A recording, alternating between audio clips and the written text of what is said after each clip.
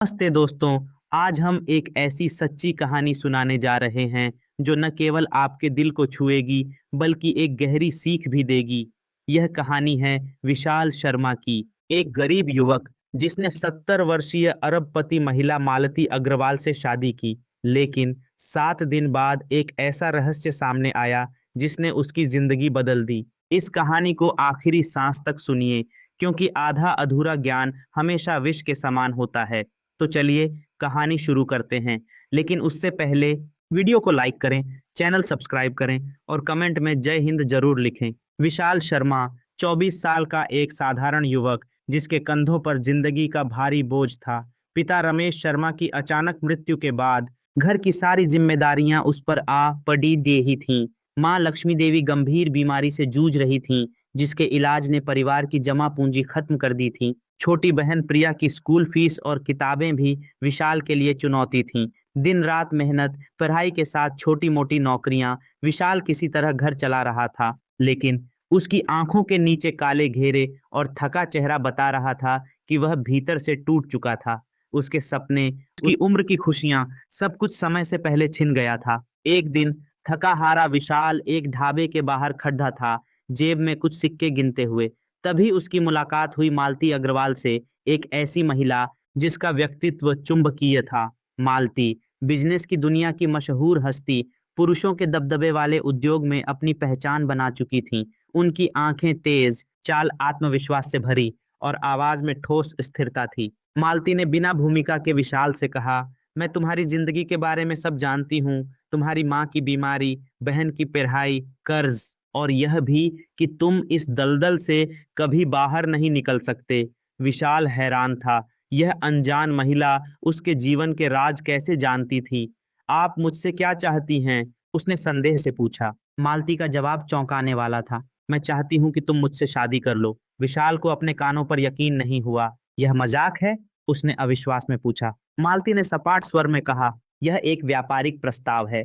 शादी करो और मैं तुम्हारी माँ का इलाज, बहन की पढ़ाई और सारे कर्ज चुकाऊंगी। तुम्हारी जिंदगी बदल जाएगी। विशाल के दिमाग में सवालों का तूफान था। बदले में मुझे क्या करना होगा?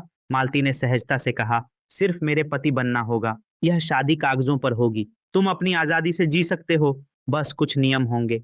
विशाल ने परिवार की मजबूरी देखकर हामी भर दी। कुछ ही दिनों में एक औपचारिक ठंडी शादी हो गई, बिना रस्मों, बिना उत्सव के। सिर्फ दस्तावेज, कुछ गवाह और एक नया अध्याय। विशाल जब मालती की विशाल हवेली में पहुंचा तो उसे लगा जैसे वह किसी राजमहल में कदम रख रहा हो। ऊंची छतें, संगमरमर के फर्श, महंगी कलाकृतियां, लेकिन यह भव्यता ठंडी और वीरान थी। नौकर चाकर भयभीत से रहते थे।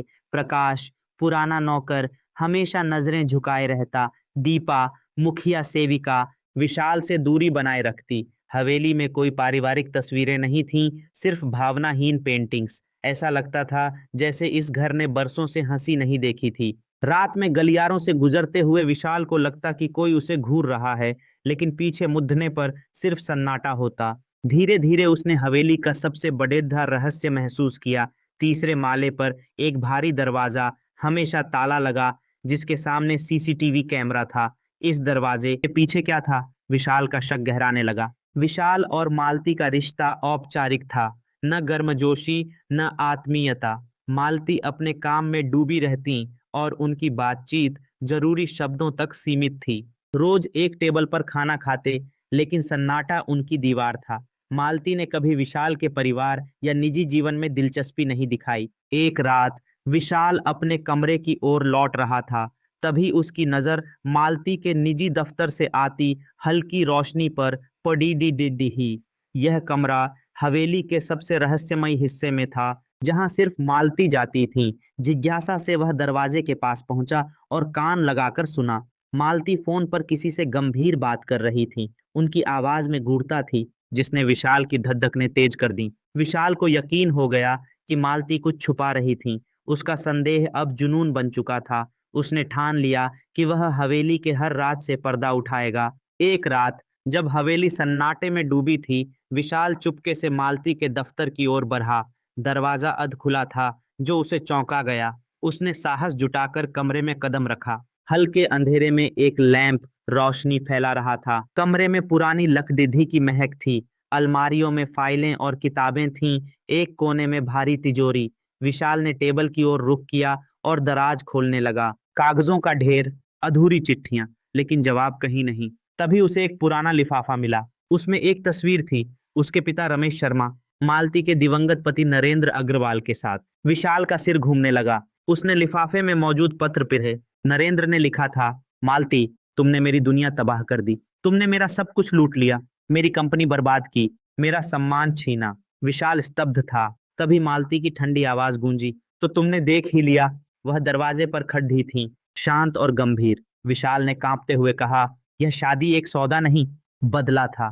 मालती ने कटु मुस्कान दी, तुम समझदार हो, मुझे लगा था तुम्हें और वक्त लगेगा। मालती ने बताया, तुम्हारे पिता ने मेरा सब कुछ बर्बाद किया। नरेंद्र मेरे जीवन का आधार थे। उन्होंने अपनी कंपनी खून पसीने से बनाई थी, लेकिन तुम्हारे पिता ने उसे छीन लिया। नरेंद्र ने आत्महत्या कर ली। मैंने तुमसे शादी कर बदला लिया। विशाल का विश्वास डगमगाने लगा। क्या उसके पिता, जिन्हें वह आदर्श मानता था, वाकई विश्वासघाती थे? वह सच जानना चाहता था। उसने अपने दोस्त रोहन मेहरा, एक वकील, और निखिल वर्मा, एक प्राइवेट इन्वेस्टिगेटर की मदद ली। निखिल ने कहा, मालती सिर्फ बदला लेने वाली औरत नहीं, इसके पीछे बड़ीधा राज है। कई हफ्तों की मेहनत के बाद सच सामने आया।